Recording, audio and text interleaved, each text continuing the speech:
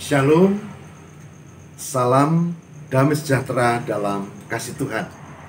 Saudara dari Padepokan Diakonia Mitra Kinasih GKJ Purworejo, saya Pendeta Lukas Eko Sukoco hadir kembali dalam RHI Renungan hari ini.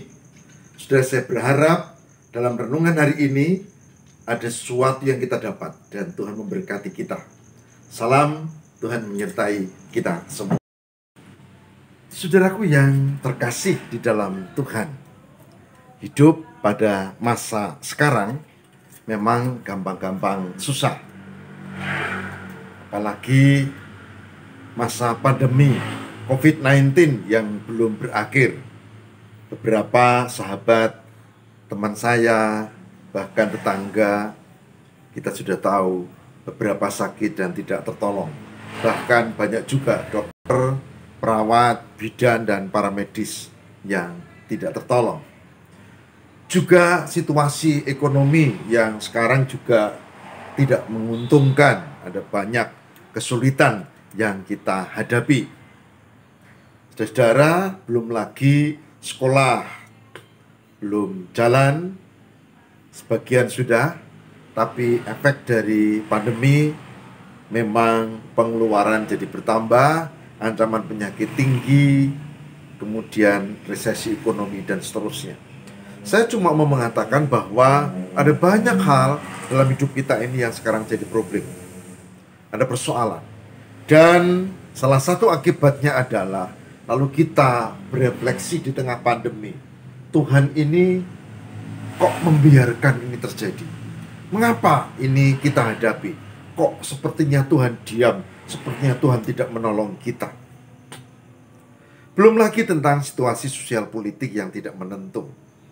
Saudara, saya berharap kita tetap semangat, kita berdoa kepada Tuhan untuk pemerintah, untuk semua yang mengatur kehidupan, untuk ilmuwan yang mencari obat COVID-19 dan seterusnya.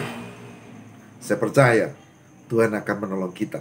Kita akan mencermati hal ini dan mari kita siapkan pembacaan dari firman Tuhan. Saudaraku di dalam Tuhan, saya mengajak kita untuk membuka kitab Mazmur.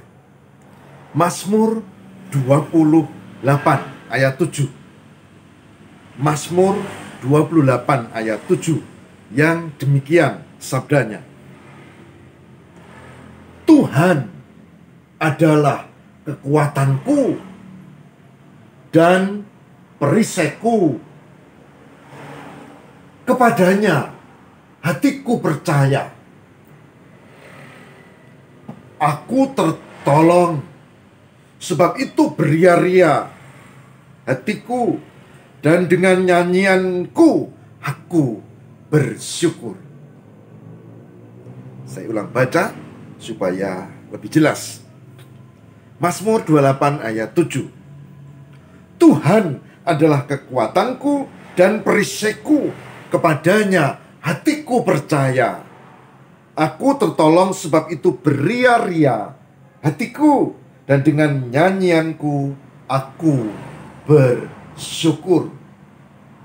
Mazmur 28 ayat 7. Yang berbahagia barang siapa mendengarkan firman Tuhan dan memelihara dalam kehidupan setiap hari.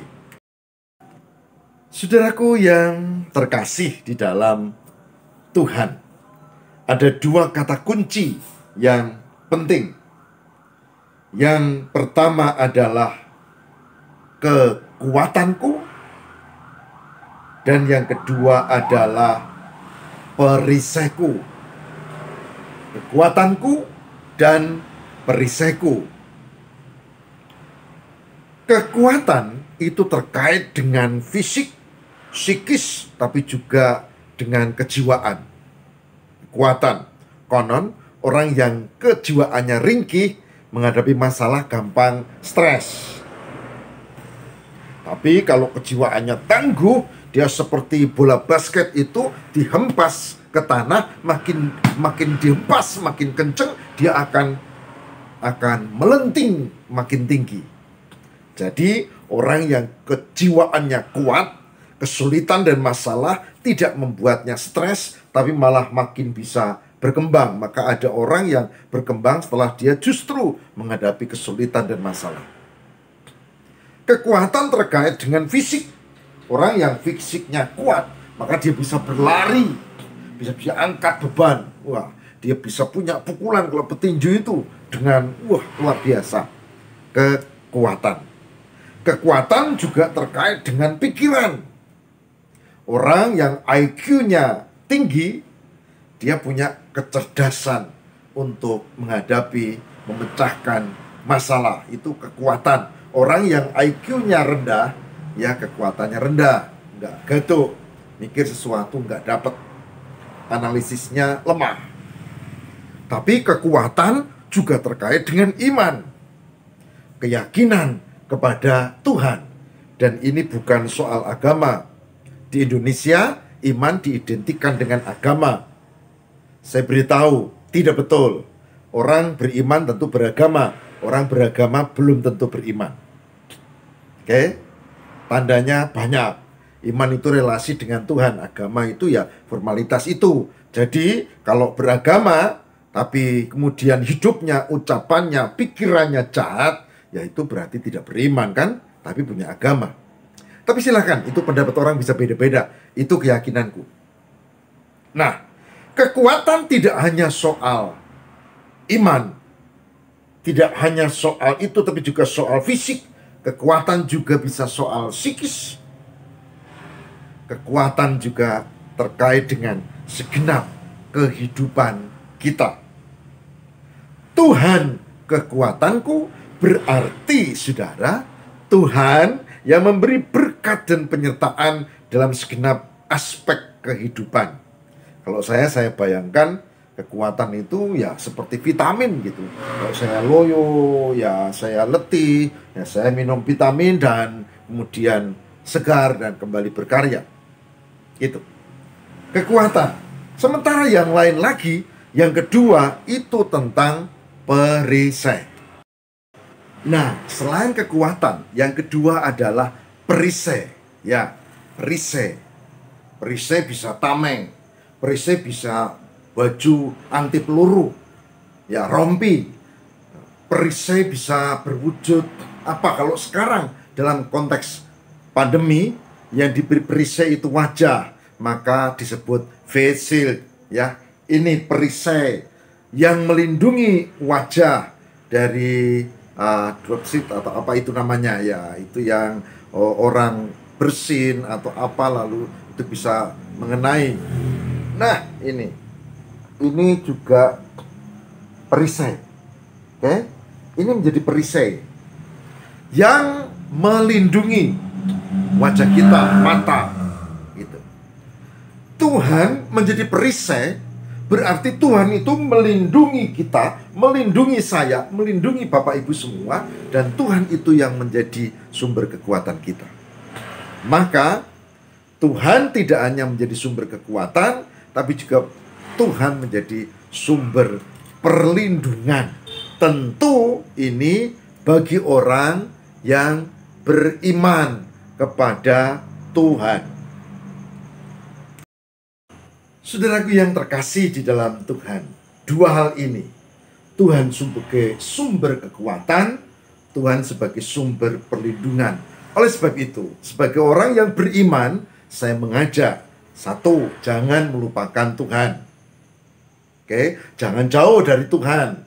Dua, mari dalam kehidupan yang penuh pergumulan, kesulitan dan persoalan ini, jangan meninggalkan Tuhan dan jangan jauh dari Tuhan. Lalu, kalau membuat perencanaan, jangan meninggalkan apalagi melupakan Tuhan. Dengan kata lain, sumber kekuatan dan perlindungan itu jaminan bahwa Tuhan menolong kita, Tuhan menyertai kita, dan jangan kita lalu meninggalkan atau tidak ingat pada Tuhan. Dalam pergumulan, ketika kita punya sesuatu yang tidak kita kerjakan, perencanaan, ketika kita punya pergumulan yang sekarang bebannya berat, yang sekarang ada sakit penyakit, yang sekarang ada resesi ekonomi, yang sekarang ada persoalan sosial, kejahatan meningkat sekarang. Nah, jangan melupakan Tuhan. Tapi selain itu juga penting, buatlah perencanaan. Karena apa? Karena Tuhan itu memberkati bukan orang yang pasif. Tuhan berilah rezeki, tapi diam aja. Tuhan berilah makan, tapi diam aja. Tuhan jadikanlah kami, anak-anak kami pandai, tapi diam aja, nggak sekolah, nggak belajar, nggak bisa. Tuhan menjadi sumber kekuatan, kita berdoa, tapi kita juga berupaya dan berusaha secara konkret.